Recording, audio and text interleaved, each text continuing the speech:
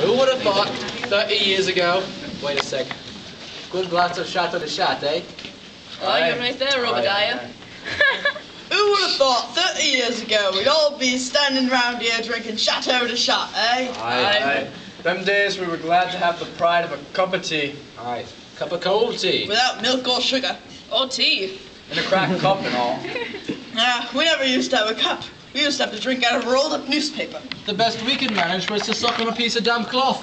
But you know, we were happy in those days, although we were poor. Because we were poor. Aye. My old dad used to say to me, money doesn't bring you happiness, son. He was right. I was happier then, and I had nothing. I used to live in this tiny old tumble-down house with great big holes in the roof. House? You were lucky to live in a house. We used to live in one room, all 26 of us. No furniture, half the floor was missing. We were all huddled together in a corner for fear of falling.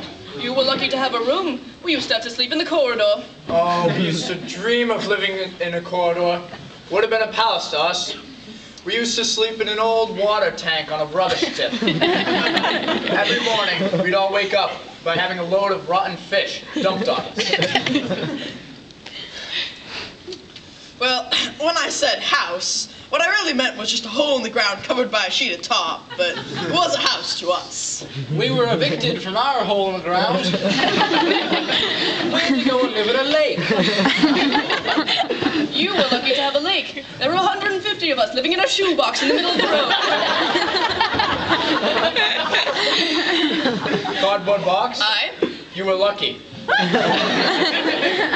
We used to live for 3 weeks in a rolled-up newspaper in a septic tank.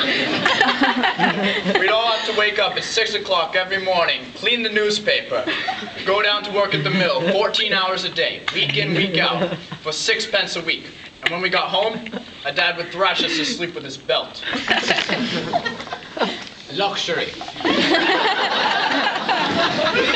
Get up out of the lake at 3 o'clock in the morning, drink the whole lake, eat a handful of gravel for breakfast, work 20 hours a day down at mill for 2 pence a month, come home and Dad would beat us around the head and neck with a broken bottle, if we were lucky. Well, of course, we had it tough. We used to have to get up out of the shoebox in the middle of the night and lick the road clean with our tongues. We had to eat a half a handful of freezing cold gravel, 24 hours a day down mill for 6 pence every 4 years, and when we got home, our dad would slice us in two with a bread knife.